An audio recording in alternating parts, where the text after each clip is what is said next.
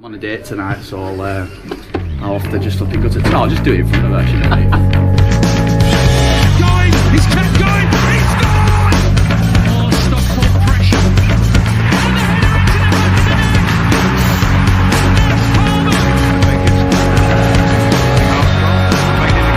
the header into the superb goal. Chelsea did it. Lisa!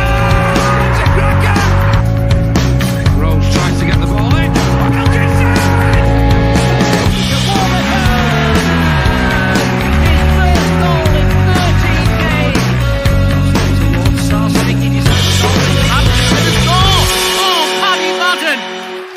It's a 5-star performance from Stockport County. All right, we got a small house, but we got a big bloody heart, I tell you.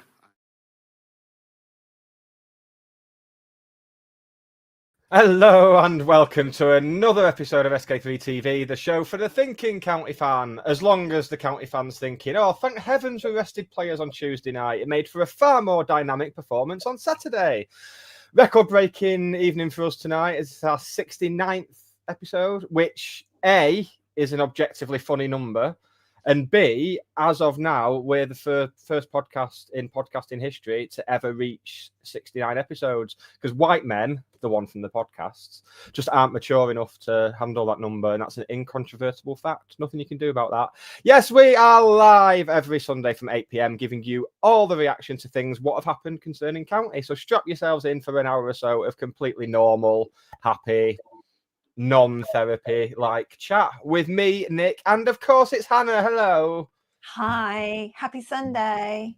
Happy Sunday. Happy 69 Sunday. Happy deadline day eve. Yeah. I'm raw dogging deadline day. I have plans tomorrow, so I'll be doing what you did. Oh, I've got news for you. Oh. What time do you think the transfer window closes on transfer deadline day, Nicholas? I'm going to say 3 words to answer that question for you, Hannah. Utter woke nonsense. Just not for me. That means we don't. That means Dave Challoner can't do a little sexy "don't go to bed yet" county fans. Or he can do, but he can aim it at the children. We need Nick Powell back. That's what we need.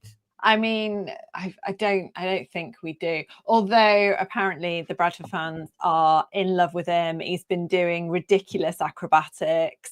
He was fist pumping the crowd after doing some kind of overhead kick. And I said to Liam, that was only because he was just so excited that he got back up from it, because yeah. shit like that at his age. And well, no, he's not even that old, is he? But with his injury record, you can't pull shit like that. For anyone else who was unaware, like I was, and Liam Chew, when we planned tomorrow night's live transfer deadline day podcast, starting at 7:30 p.m, the window slams shut at 7 p.m. tomorrow evening. 7 p.m. has really ruined all my fun, because we've had some great 11 o'clock deadline day fun in the past. Well, the one in January is one of my favourite things I've watched in my life. It's up there with Better Call Saul for me. That was genuinely life-changing. Yeah. I was live messaging Luke Floyd begging to sponsor Owen Moxon. We know how that turns out. And yeah, it was brilliant. And I don't think it'll be the same at 6:45 tomorrow night. Props. That's no time. Some people won't have had the tea. I won't have had my tea. Definitely. Sophie would barely even be back from ballet. So, and if that's not the most middle class thing I've ever said on a football podcast, I'm not sure. Hang on, something will be along soon. Don't worry, we'll find something else. Yeah, I'm not into it. The 7 o'clock thing. Hopefully, it's something they'll get rid of. I'm glad someone told me, because often it's been 11 o'clock, because that's 12 o'clock on the continent, and it'll be an international deadline. But 7 o'clock makes no sense to me at all.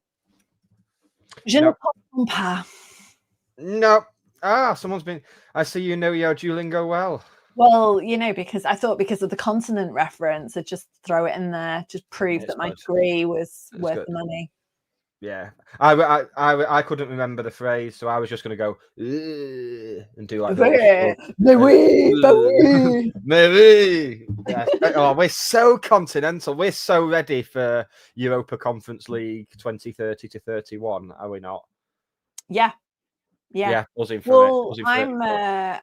I'm joining the Jonathan Geordie Hatter party and embracing people's Champions League foray into Europe.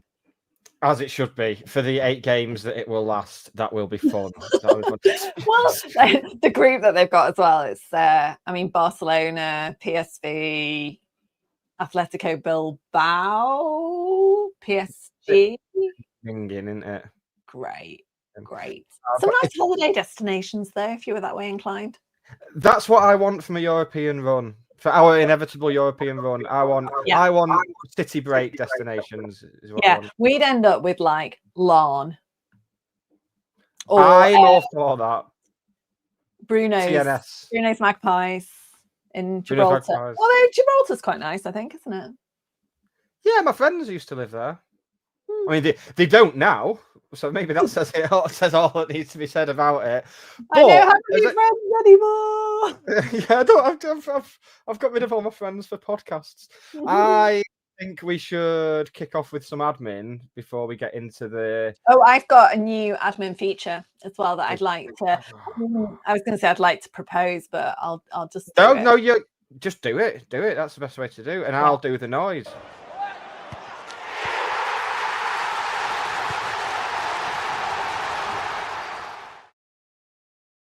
We are, of course, very proudly sponsored by Blackbird Kitchen, on the pans at Gorilla Manchester, on the grills at Impossible Manchester, and on the fryers and in fine form at Lens Chippy Droylsden. Admin, what else have we got, Hannah? Tell them to like and subscribe and all that. Like and subscribe, please. It would be very much appreciated. Very much appreciated. Also, little bit of admin as well. As yet unconfirmed, but our very own Jonathan the Geordie Hatter looks set to be back next Saturday for the away day show. I mean, of all the away days to be back for as well, that's one that requires a significant amount of entertainment.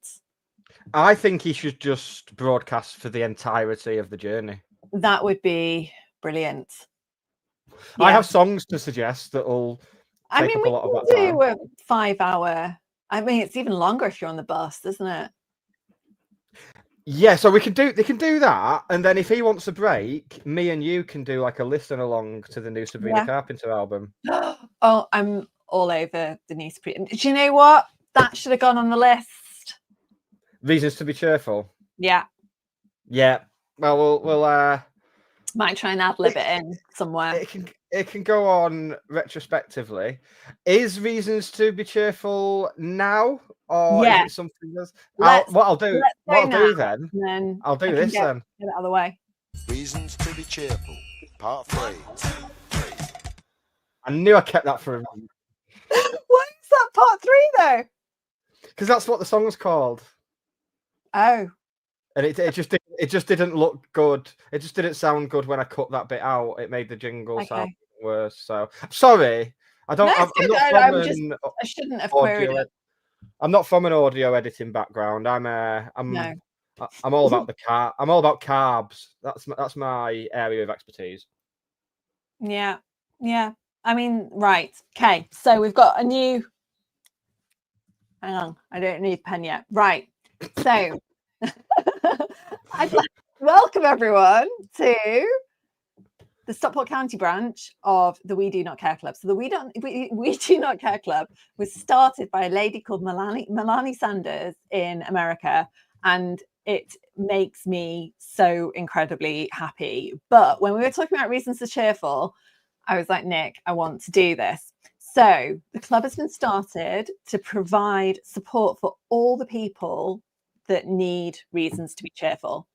And so we'll start with today's announcements. All right. Business. Hit me. Do not care that you think Carl Wootton needs backup. The man has won more aerial duels than anyone else in the league and is second on goal contributions. You are wrong. Right, so this week's trailer is just going to be that looped for 55 seconds. Hey, you don't know what else is on the list. Like the announcements are, packing some punch. Right. We do not care that the Cheadle end is closed on Tuesday. A seat is a seat. Sit in it or stay at home. Okay. Can we also... We could also call this feature Messages for the Medically Thick. I don't care what you call it, to be honest. This is just my soapbox. Like, this is just my opportunity to get some things off my chest. Well, we're doing this every week, I've decided already. So okay. We do not care that Paul Mullen's mum is a grass. God doesn't make mistakes. Well, she's not a grass, she's a brass, apparently. Well, whatever. She's not licking arse either. Probably. Not with that attitude, she's not, Hannah. I don't. I mean, we do not care that the Wolves game that is happening on Tuesday that we bought tickets for 3 weeks ago is happening. It sounded fun at the time. Now it doesn't. Yep. I'm on board. We do not care what other teams' fans sing about libraries. Library defunding is a real concern. This concludes the announcements for all new and existing members of the We Do Not Care Club. Please let us know, and in the comments. I mean, just let us know. Most of you have got our bloody numbers. What you don't care about, because apparently this is a new feature, so I'll need to have content for it every week. Yep, you've boxed yourself into a corner now, but I think if anyone can get themselves out of that corner, it's you. I've got tremendous faith in you. I'm ready. Like, I've got a new bag of fizzy mix, and you know what, Nick? Like, Charlotte and I went look at all the red ones in there. Oh, that's the good shit. Yeah, snap. Red and green supremacy when it comes to sweets. No, not green. As long as it's apple. If it's apple, yeah. No, just not green. No, I like blue. Sorry, I didn't know there was a correct answer. No. I like blue ones, because they're normally blue raspberry. I like raspberry and strawberry. Oh, I can take or leave. Raspberry and lemon flavoured stuff would be last on my list because they're just the basic flavours, really. Well, anyway, we're 13 minutes in to a show that we want to keep to an hour. And, of course, in true county fashion, at the halfway point, we're just going to stop doing anything. We're just going to sit here in silence for a second. So we've got 15 minutes to talk about. So on my show notes, I've got agenda. Wigan. It's good. It could be a little song. Wigan, window, Wolves, Plymouth. There's all the W's there. Wigan, window, Wolves, Plymouth. That's what we've got to deal with tonight. And I don't want to talk about any of it.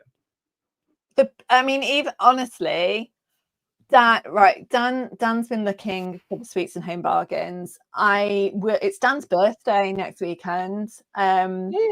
Really wants to spend it in Plymouth. He doesn't.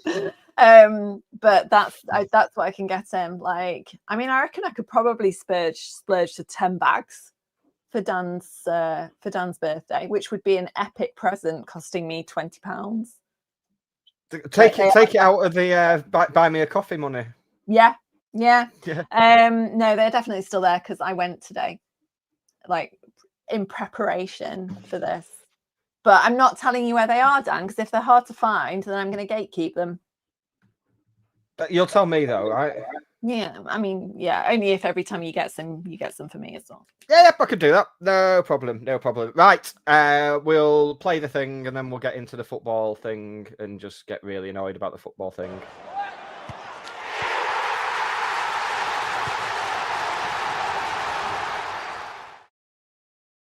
So we begin, I suppose we have to, with Wigan away on Tuesday night in the Carabao Cup.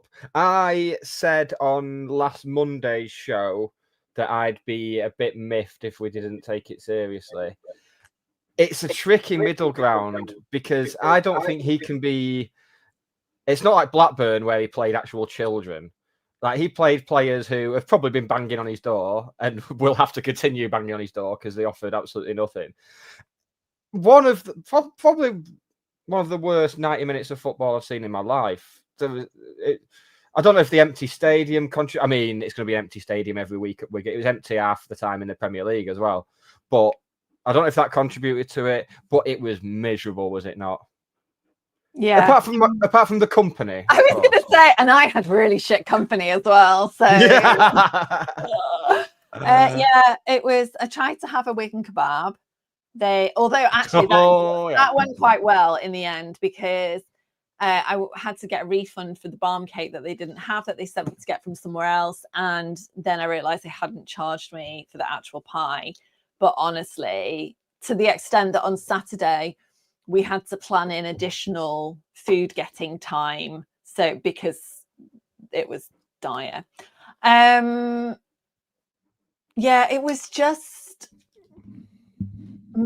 miserable, wasn't it? I couldn't even snap on my way out of it because actually I probably could have done. I've just realised that the settings almost certainly have a cup competition filter, which I've slept on. But honestly, I just didn't have the inclination because I think you're right. There were choices to be made. There was a lovely tactical suspension for Brad Hills to serve, which it works all right beautifully. I think otherwise, there were players that have been in and out of the first team, not starting. Some are coming back from injury. Some are, fringe players, and they've been playing off the bench. It felt very much like the teams that he was playing in the Virtue Trophy. Look at me, I called it its proper name. We'll have none of that, thank you very much. In terms of, it's a little bit of a catch-22 in that they're not used to playing. They're trying to prove themselves. They're not used to playing together, so they don't have that kind of teamwork mentality because they're kind of out for themselves, but also they're not used to playing in that kind of setup. So it wasn't brilliant. It was, honestly, by the end, I was just kind of glad that we didn't have to endure penalties, to be honest. That was it. It was, I mean, I knew this moment had come when we had a bad run. I was not expecting the bad.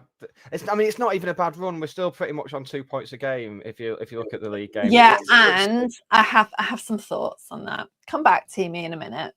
Good. I will, because we could fill like the whole hour on that. It seems there's this desire to write the new signings off already, which we've seen. And I'll be quite honest, there's a number of the new signings that I'm not exactly raving about. Wing back positions, to all intents and purposes, right now it looks as though we've gone for downgrades rather than upgrades. Hopefully that'll change.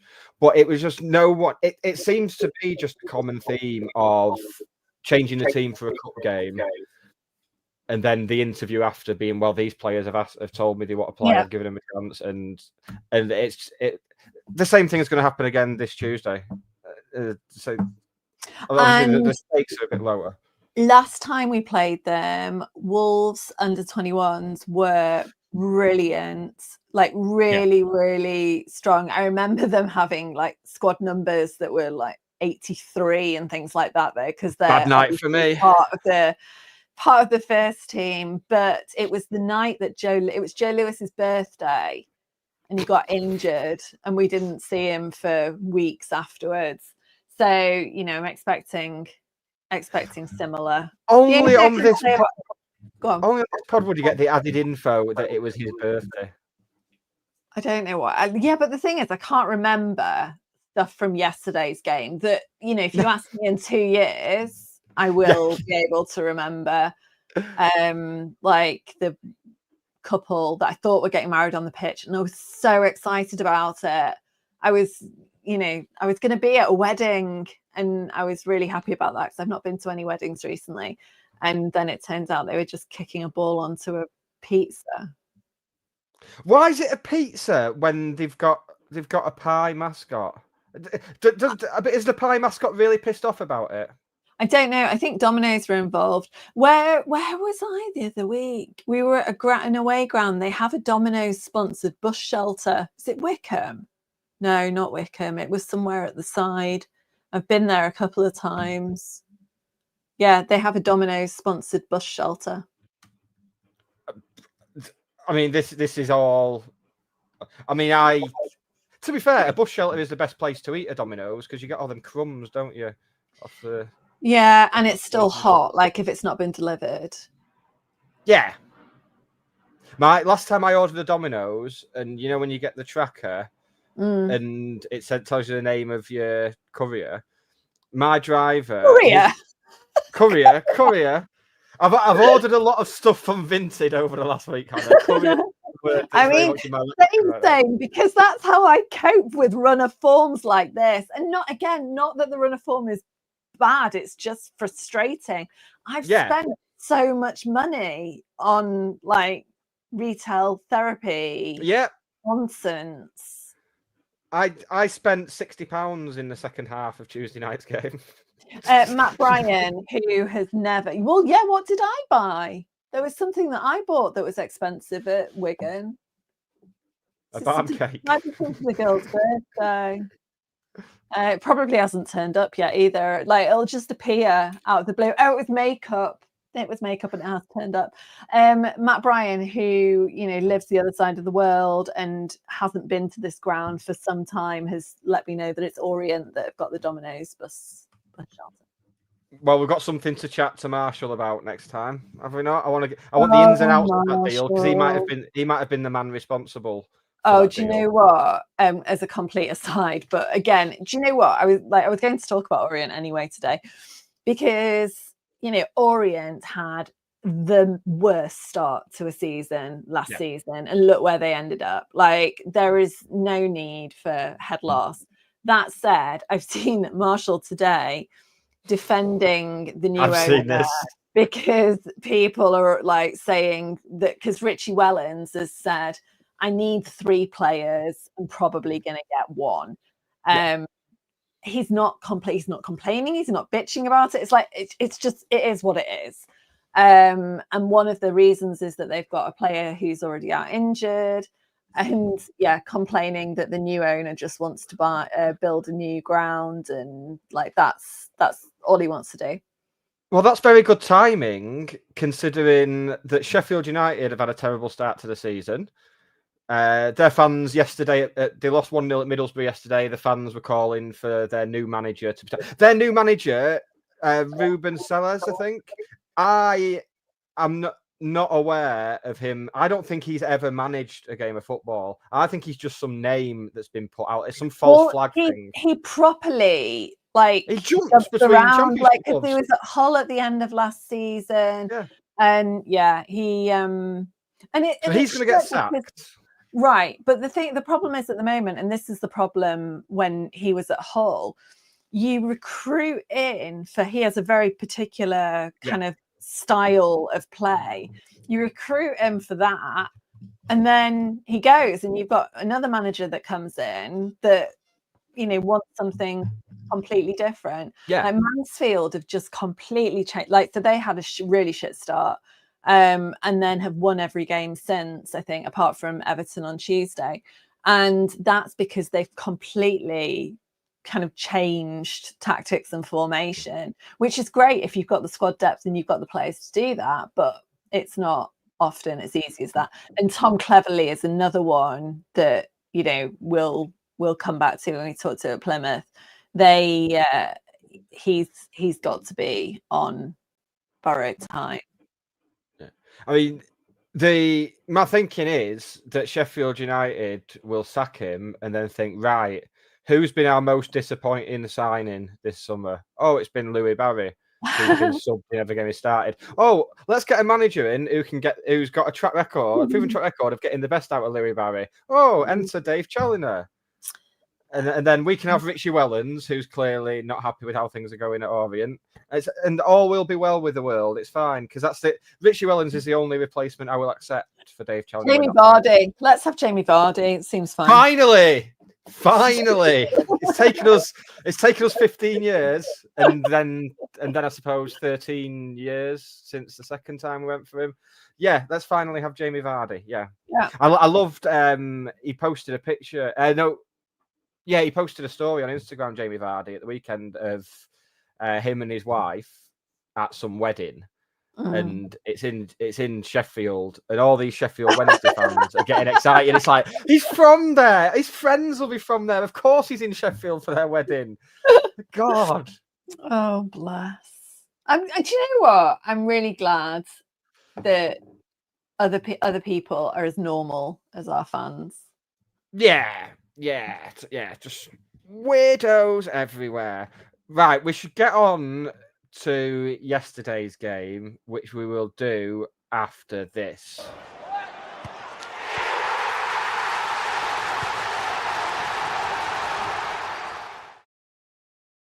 Right, so first half, quite fine, in control of the game. There were still those glaring issues that we've not addressed that you could see, but it didn't matter because we were deservedly a goal up. I tweeted from our account at halftime that we looked in control the first half, but I caveated it with, we've said this before, and I just got the feeling from about 5 minutes into the second half, I was like, well, the goal's coming. It's just going to be a matter of when, because we did the thing again that he complained about in his interviews. It's like they've just not listened to anything he said and just retreated. And it was basically 45 minutes of saying, come on then, try and score. And they did. It was always going to happen.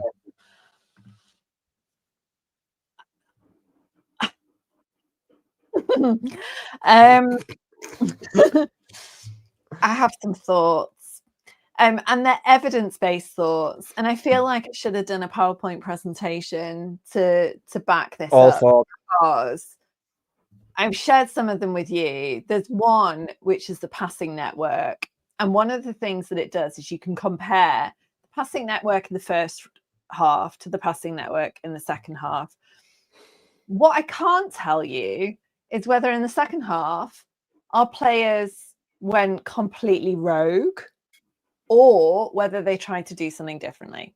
So first half, and a lot, if you look at like all the possession maps and the positioning, we are playing out from a kind of from the back, but really from midfield. So Hills, Pye, Moxon, then Ollie Norwood, passing through weirdly to Danny Andrew, who's like final third. Not Danny Andrews, crucially. Not Stop it, everyone. Who, this may be the last few hours of his contract. And what was happening was so we had these wing backs that were clearly supposed to be carrying the ball forward, and then they were hitting a wall in the shape of Hungbo, yeah, number 44, who was exceptionally good at neutralizing Mothersill, Fevs, who were coming up on that right wing, and he was kind of aggressive with it, but not, I suppose, physical more than aggressive, but very, very effective. And so when there was a substitution and Fiorini was coming on, it just did not make sense to me, because again, we've been playing this what was it, 4-3-2-1 essentially And I did think that Mothersall needed to go off because he just wasn't able to do anything because he was so well controlled. But not entirely sure that Fiorini was the one. But first half, those passes, particularly, around the halfway line, were really effective. And then it was just as it got further forward. What happened in the second half was the passing moved over to the right. So it was like they were starting from further back, and then passing into O'Keefe, into Joe Olowu, like, who was getting a fair bit, but again, just not like the on-ball value stats are atrocious, especially to kind of Febs, who's a little bit forward. And another chart that I found, which I've not sent you, is and I don't really want to highlight it, but I found like a mistakes map. So it basically shows you every kind of failure and mistake on the pitch by name. God, I bet that looks like a Jackson Pollock painting, doesn't it? Pinned up at like Hedgley Park every Monday morning. But it was interesting in that, like, a lot of those mistakes were much further forward than perhaps I would have expected them to be. And originally, it was because you've got to watch when I mess about with this. Sometimes I'm like, oh my fucking god, like, this is amazing, and then I realise that I've got like all home and away games so far in League One. It turns out Kyle Wootton didn't make 16 mistakes single-handedly on Saturday. You'd have thought he had done, the way people are banging on Twitter. So again, I don't know whether Charlie told them to change what they were doing. That it was very much change it, like more people involved in the passes, but a lot less successful in the second half. And I think, it did feel like they had Morgan Fox, can't remember what his surname is, something, and there was a Ryan. Oh, who's that? Fraser Murray. Just much more in control, but then kind of going up the sides. Wigan have got the highest XG in the league, but they are only 13th in terms of attempted shots. So they look, to all intents and purposes, all the stats say that they should be scoring many, many, many more goals than they actually are. By contrast, ours is atrocious. Like, our XG, we've said this every week, our XG is atrocious. And it still remains that the difference is that we are taking the opportunities when we get them. And same was true on Saturday for the first 5 minutes. And I think we are where we are, and someone's just said in the comments that we're actually on the same number of points as we were at this stage in the season last season. I think we're there by luck rather than design, but at the same time, that is a type of luck, a type of luck that's hard earned, and it's the luck that you go on, like that's the luck that is grown and cultivated on the training pitch and the hours of training that gets put in. So reasons to be cheerful is that Plymouth have an even worse XG. Yay! Hang on. Rotherham, Peterborough, Reading, Blackpool. No, they don't. Where are they? They're so bad they're not on the map. They've stuck them in the League 2 one. Oh no, no. Sorry, they do have a slightly better XG, but they're kind of underperforming against that. They got battered by Cardiff on Saturday, and we've talked a lot over the last few weeks about pressures and Owen Moxham, particularly. That changed on Saturday. So we were still stronger in terms of pressures and counter pressures, but the pressure was coming from Woods, particularly. And I think that kind of shows that he was getting pulled further back. Yeah. And having to get involved, because that's where the play was. And Plymouth are one of the few teams in the league that are stronger than us in terms of pressure. So it'll be interesting to see how that kind of manifests itself. And also, you know, I'm sure we'll get to it with the W, the last W. No, the next W of the window. Yes, well, that sort of brings us on very nicely, actually, because so in terms of like glaring deficiencies, like you've just managed to make stats sound interesting there, but it might be the first time it's ever been done. But you've actually framed that in a way that I didn't want to like rip my eyelids out and put them in my ear. So well, this comes back to I will do it one week, even if it's just for fun. Like go through.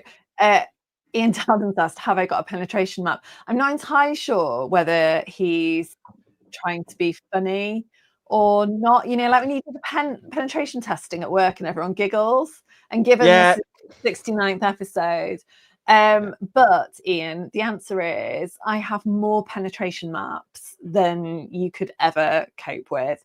The level and depth of penetration in StatsBomb is quite frankly pornographic. And just tell me what combination of things that you want and I will magic it up. You've just said 69 penetration and pornographic in the space of a minute, and I know. Hi, Dad.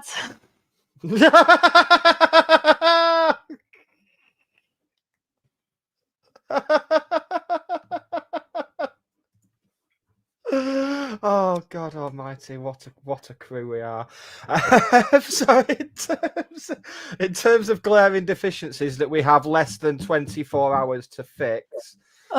So when we sold Tanto in the summer, yeah, we got a good fee for him. I've just got like I should have put this in the do not cares.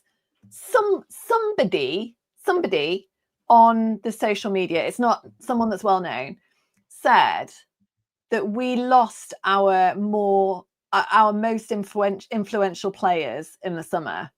Discuss. In terms of what those players have done to get us where we are, I would certainly say so. I've done my thoughts on Will Collar, to be honest. I have no desire to go down that route again because I got into it yesterday during the game and it made me want to kill myself. I would say in terms of us being a pressing team, I would say that we've certainly lost the three most important players last season for our press were, for me, Will Collar, Kyle Wootton, and Tanto. They're the three. We've lost two of them. He didn't play that much, really. No, but when he did though, that's that second half of the season when he was pretty much a regular starter and he was playing up top with Woods. That was when you really saw it, like the work that he put in for the team. So we've sold him for $1.5 million. Now, the club are at pains to point out in the announcement that he wasn't pushing for the move or anything. We just thought it was a good deal. Firstly, there's no pace up top, so teams aren't scared to step a few yards up the pitch against us, which is one of the basics, and we're really struggling with it. But if we'd kept him for another season, he'd have banged in 20 goals in League One, and then you're looking at getting 2 or 3 times what we got for him. If he's not agitating for a move, and we haven't replaced him, Mothersill certainly isn't the replacement for him in a number of different ways. Lowe and Benno, both good strikers. They're too similar to each other. They're a lot, even though they've not got the hold-up side of the game, they're a lot closer to Kyle Wotton in the sense that they're not going to be running in behind and stretching defences. So that, I mean, I'll be surprised if we did sort it out tomorrow, in all honesty. I don't know. So I'm going for expecting nothing. That's the best thing to do, I think. But at the same time, I'm one of those who's like, you can't just go run into Mark Stott and his checkbook every time. Like this squad has been built knowing that these things might happen, that there will be injuries and loss of form. The squad's been built based on that. All the recruitment is based on that. So we can't go running. And it seems that is the case anyway. From what Charlie said in his interview yesterday, was that players are going to have to leave first. Yeah. So there we go. But he also alluded to there being players who weren't willing to take responsibility for their kind of role in things. And there was very much different players are going to have to step up. Yeah. And also, you know, if players do leave, which they need to kind of from a financial point of view, then that's fine, and we roll with it. So my expectation would be that there will be outgoings. I think at least 2 or 3 of them are probably fairly easy to predict. In terms of incomings, you know, our recruitment team will have had a massive list of targets, and like I know in the past, people that have worked with the club, you know, it's like, right, well, we want a player that looks like this one. We want I don't know, let's say a Louis Barry, for example. And you know, like on StatsBomb, for example, you can go in and say, right, I want a player that looks, I mean, not looks like, but you know, to all intents and purposes, their stats mimic Louis Barry's stats. You can do them, like it's really, really smart. So, you know, just because you'd love Football Manager so much, Hannah. Well, this is why I can't play it. Yeah, it's got a data hub. That'd be you gone. I don't think it's me. Maybe, you know, when I was going to say maybe when I'm retired, but no, I don't think it would be a very good idea. When the new one comes out in November, me and you will go to a cafe and we will sit there all day and you can watch me play it and you can be my assistant. There's a plan. I don't want to be anyone's assistant. I appreciate the offer. But you'd be like, well, no, we don't do it like that. And I'd be like, well, we can do something different. Yeah. Give it 59 shirt, Nick. Yeah, so I very much appreciate the condescending offer, but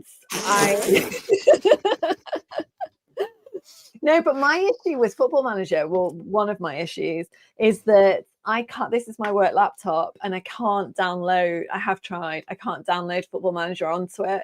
So I have bought it. I've got it on the PlayStation 5, but I rarely use that console. So yeah, maybe I need to buy a laptop just to play Football Manager on. Yeah, I mean, that's what I've been doing for the past 20 years. So the girls got laptops for their birthdays, and yeah, maybe I should just acquire one. Anyway, back to so they will have a list of targets and people, and one of the things that will happen tomorrow, which we last saw with Odin Bailey's signing, I think in terms of the lateness of that was due to it being part of a ridiculous chain.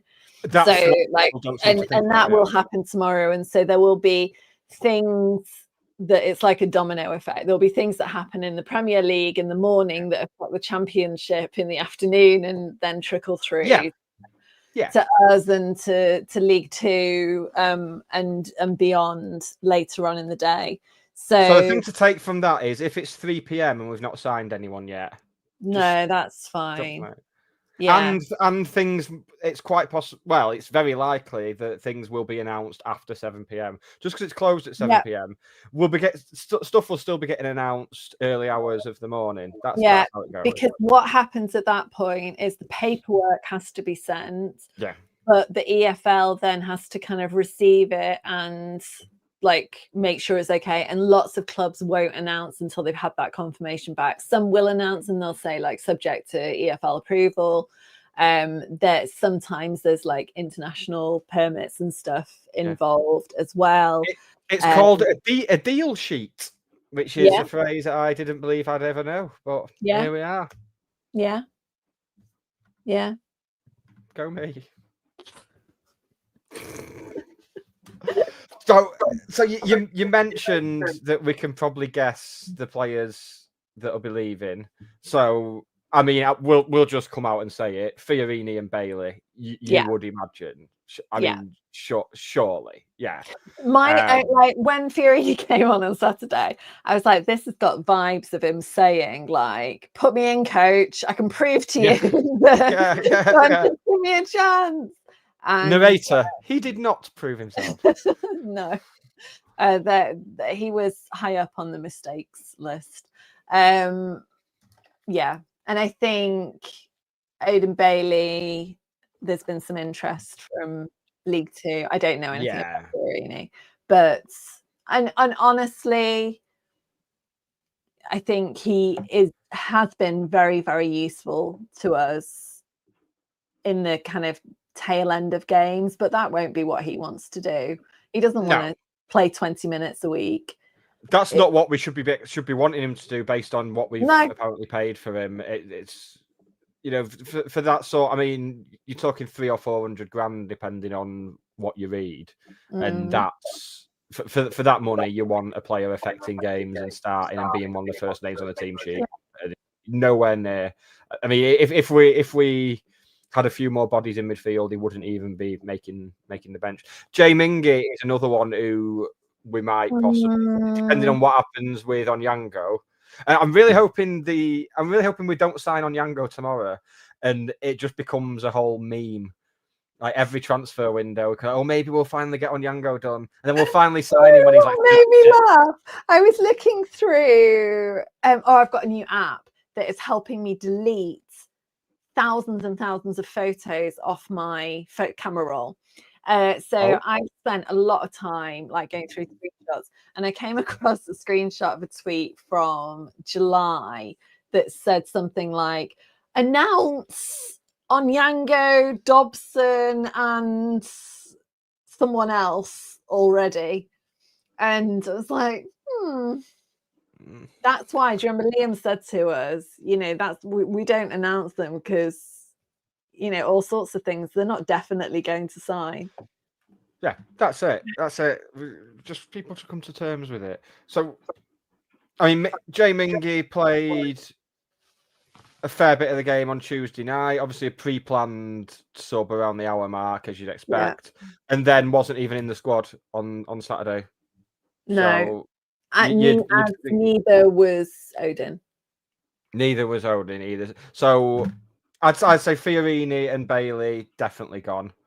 And Mingy on loan wouldn't surprise me, to be honest. No, I mean, there were rumours that Mingy, they tried to send him out on loan last season. And he picked up an injury, so it wasn't able to be. Doesn't sound like him. Completed.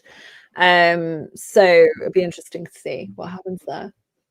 Yes, it's going to be a long day, but I'll be off to bed in the morning. 7 o'clock day, so at least you're not going to get, when last time when we were playing Jackbox at 9:30 because nothing had happened for a while. Yeah. So at least there won't be any of that. I'll finish work at 6, like do an hour of silliness, and Yeah. then a bit longer of talking about silliness and refreshing, putting Sky Sports News on. So yeah, It's all very exciting if you're into I that really sort love of the thing. transfer deadline day. Oh, I don't. I hate it. I Why? think it's rubbish. I think they should do it. It should be the day before the season starts. That should be deadline day.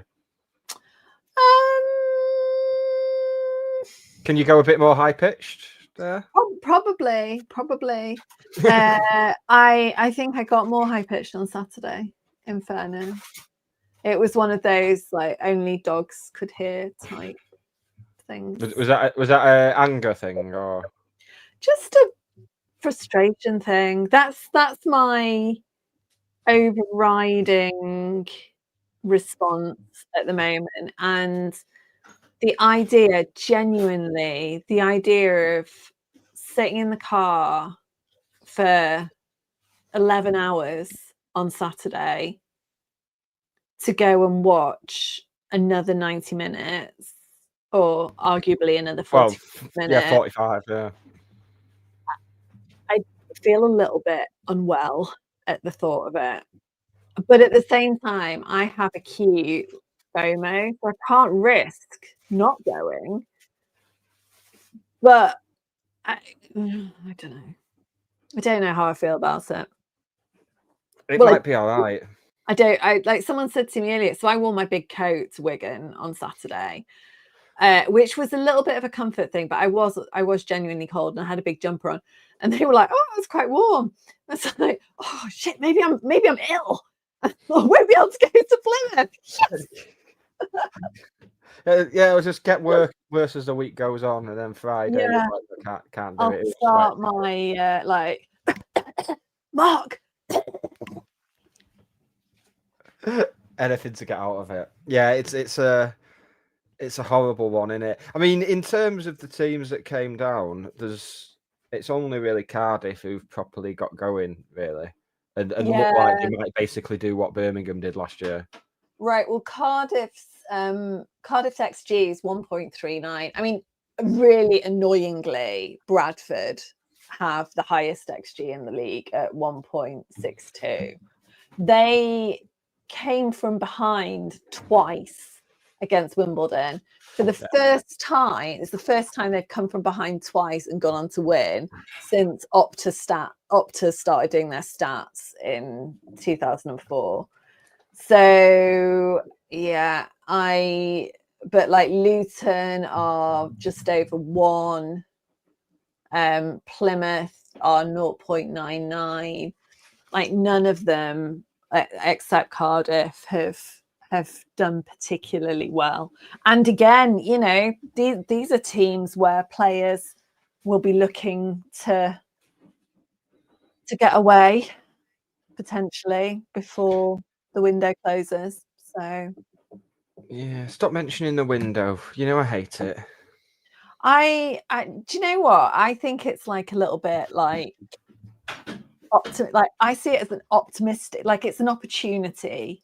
We have an opportunity at the moment to make changes, and then when the window slams shut, because we love a cliche, that's it.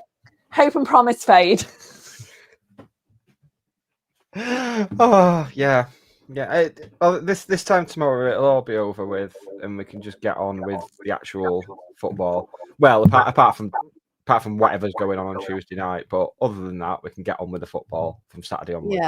Yeah, and there'll be, you know, significant head loss, I reckon, because you know the other thing that Charlie said is that there may be players leave that we're maybe not expecting to leave. That's what and I really hope they wake people up with that. I really hope there's like an 8 a.m. tweet saying that like some player we don't expect to leave has left, just because I want to see people's reactions. I think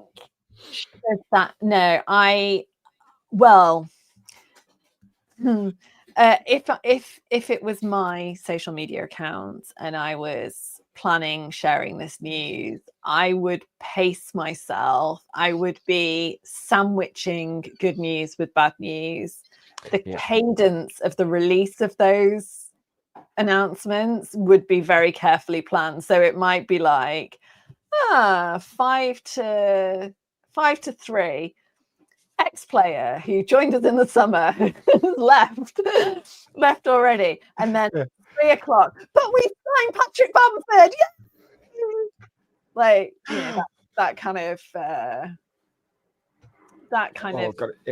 Imagine we signed Patrick Bamford, another striker with no pace. That'd be very us, wouldn't it?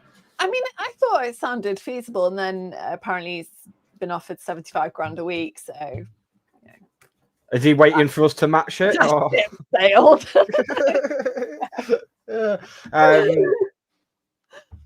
So maybe if they do like, in fact, if Liam just, I'm really hoping Liam will get out of bed on the wrong side tomorrow morning, and just he'll kick off with it'll be a tweet with hand holding a pen and the eyes emoji. And then people are like, we've signed someone. And then the next tweet will be, we can confirm that Ethan Pye has completed his move to Cardiff for an undisclosed fee. That would, I mean, God, imagine. Ethan will be eligible to play in next Saturday's game. Like, no! I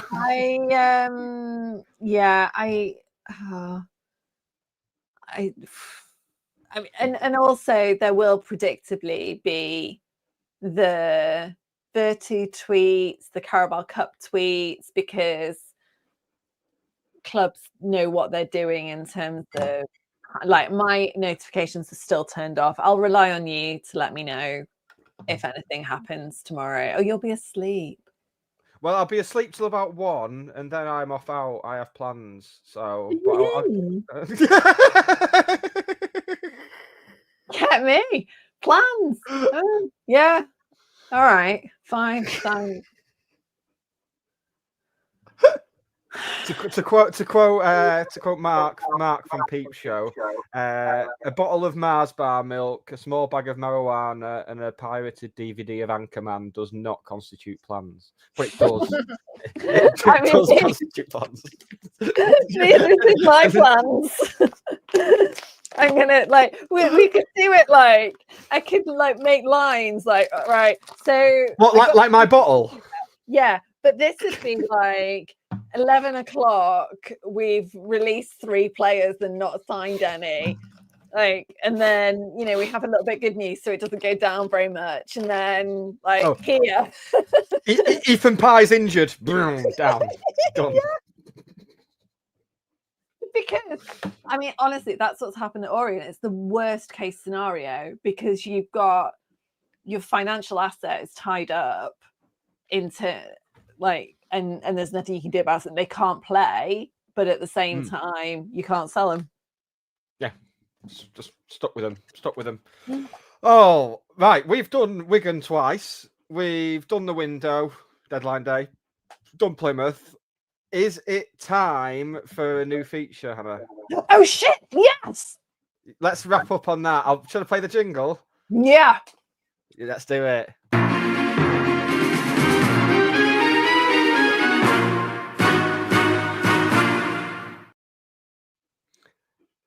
I can't. Okay, I could have put my glasses back on. Well, if you're reading it on Spotify, then imagine Hannah's put glasses on. Yes, we'll have glasses for next week. I look very, very intelligent, very put together, very sophisticated. I do actually have a blouse on for tonight's episode, on the grounds that this was some important, serious, investigative. You don't even know what I'm going to say, Nick. This might be. You like Jill Dando, right? Dead. I mean, I'm touching wood. Hopefully not. Thanks. Right. So this investigation is brought to you. I can't take credit for it. There was a whole team behind this. And that team was headed up by little Alex, who is my brother, and big Alex, who is not my brother. and is considerably bigger than small. I've got a photo comparison for scale if anyone's interested. At the 2 Alex Club. And I received a text message from my brother saying, I think that we have solved the multiple season long question over why Kyle Wootton tapes his wrists. I told you it was big. I wish we had adverts, because right now we'd be going to an advert break and saying, find out after. Right. This became this investigation with all its, full rigor and, ethics approval and everything that can actually zero ethics approval. And please know that this is not based in any kind of fact or anything else. This is just, conjecture. Because what happened was when Corey O'Keefe arrived, turns out he also tapes his wrist. So that was the first kind of angle of investigation. Do we have a wrist injury issue at Carrington? Is there something that's causing damage to these players' wrists? And they must be protected at all costs. Or are we just signing chronic masturbators? I wasn't going to say that. I wanted to kind of leave that hanging in the air. But thanks for devaluing my Panorama exclusive. Also, I'm obviously not an employee of the BBC. This is not in any way associated to Panorama, and all of that. So. Yeah, right. And around the same time, now, because this has been planned for 3 weeks, I forgot the name of the player, right? Just give me a minute. So, oh, shit. It's all gone to pot. It was going so well. Get this with Jill Dando. I know. Right, hang on. But all my research is still here. So, I put in Barcelona, and it tells me what's going on. Right. So Lamine Yamal also taped his wrist. And there's been a whole thing at Barcelona about what these players are doing. And what they are possibly doing is using slow release transdermal patches. So if anyone's on the HRT with the estrogen, or their wives are, or anyone else, these patches are a bastard because they don't stick on well, especially if you're sweating. They get rubbed away, but they're perfectly legal. They're just slow release. So if you put them on before a game, then that patch will it might be creatinine or anything. So they put tape over them to keep them on, and potentially that could be why Kyle Wootton has had a dodgy wrist for 3 seasons. This feels significant. Well, I did tell you it wasn't time sensitive, but I was worried that someone else was going to break the news in the meantime. And I had to tell my brother that I'd messed up his investigation. So yeah, there you go. Well, if you've got any county mysteries you want us to get to the bottom of as part of a feature that we probably shouldn't call Panorama for intellectual property reasons, so we'll call it Vanorama. There we go. Yeah, and that doesn't. Oh no, because that's still a van company, isn't it? Yeah, but who gives a shit? They're not going to sue us, are they? Because it's not. What is it now? There's something else National League, isn't it? It's the Enterprise Rent-A-Car National League. It wasn't expensive, to get the naming rights for the National League. We'd have been better off with that than sponsoring Owen Moxon, to be honest.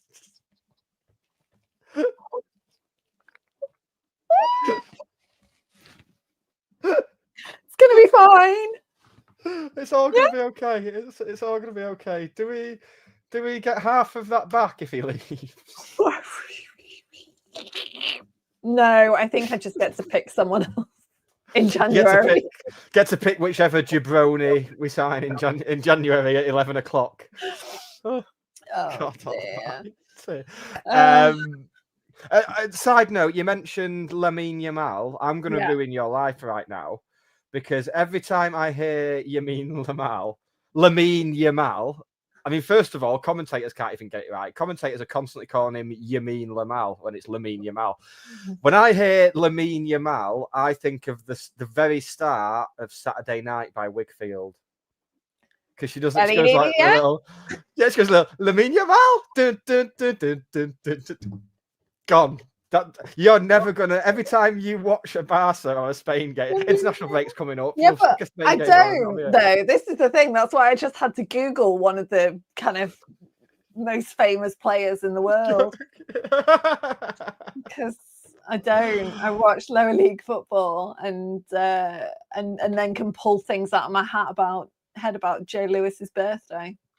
There's no space for. Which is exactly why I wanted to do a pod with you, to be honest, because I knew that moments like that would make it all worthwhile. Yeah, do you know when it really comes into its own as well? Transfer deadline day. I am an asset. Yeah. Yeah. Also an asset on Tuesday night watching Grimsby beat United on penalties. Which was hilarious. And that's just annoyed me more because we've crashed out of the cup in avoidable fashion because there wasn't even an attempt to bring Kyle Wotton on when we were chasing the game or anything, when we were going for a win. But Grimsby have had that big moment that'll like live long in the history. Bradford have gone and got Newcastle away, which should be like my dream draw. And just like, oh, it's like we've got the BDSM trophy, lads. We'll be fine. We'll just stick to that. Hey, hang on. FA Cup yet? Although I think I am away for the first round. When's the first round? Is it the first weekend in November? First weekend in November, then first weekend in December for the second, I believe. Yeah. I'm away. I'm on international break. You're on international break, yes. Yeah. Yes, so you can do a podcast in international waters again. Right. No, not. It didn't go so well last time. No, it was a nightmare last time. The audio for that was it's very rare that I look at the metrics and stuff like that, but you can see how long people listen for, and it was like 5 minutes in and it just tailed off. It's one of the few that I've listened back to. I was like, oh my God, it was really bad. That day, it's a Sunday. We do Sundays now. I will be in. I'll be in Florida. I could go and do it at Matt's house. Yes, get Matt Bryan on. Yeah, I'll look at what's happening. I'm flying from Puerto Rico to Fort Lauderdale. You should do it at his house and have him sat next to you, but just don't explain it or anything. Don't explain why he's there. Don't have him just say nothing, and it can just be like. Oh no! Do you know what? No, I'll be at Miami Airport, which actually wouldn't be too bad. Yeah, as far as it can't be any worse than the boat last time. No, that was particularly special. I won't do that again. You can get a sub in. Yeah, I might do that. Or I might just not do a podcast that week as like a mark of respect. It wouldn't be the same. Yeah. Right. Can we go now? Yes, you can go to work. I can go and watch Never Been Kissed with Charlotte, which is my plan. We're both having the best night. Oh my God. Right. Just very, very quickly. I promise I won't talk for very long. You remember the whole Ferrero Rocher ice cream thing? Do I? Yeah. They were very good. I found better. Kinder Bueno Cornettos, not the white ones, the original ones. They are bloody expensive, but they are so worth it. They've got like a layer of hard Bueno stuff on top with like nutty things, and ice cream that's got like Bueno chips, and then at the bottom is like in the in the end of the cone where they sometimes have it's filled with chocolate, so it doesn't. It's got a layer of chocolate, and then it's got the Bueno cream in the bottom of the cornet. Cornet in the bottom of the cornet. Absolutely elite. They sell them at Asda. I have also found them at Iceland. And I am still looking for, if anyone comes across, because we like to exchange ice cream advice on this podcast. I am looking for gold digestive ice cream bars. We all are. They've got caramel in them. Apparently, they're only sold at Iceland and the Food Warehouse, but I've not managed to find them yet. Iceland and Marple doesn't have them, which isn't really. It's about 2 meters wide, but. I'll be nipping to Iceland possibly Tuesday, so I'll have. All right. Well, if you could have a look, that would be good. Thank you. Right. That's it. That's my reason to be cheerful. Kinder Bueno ice creams. Yeah. Good.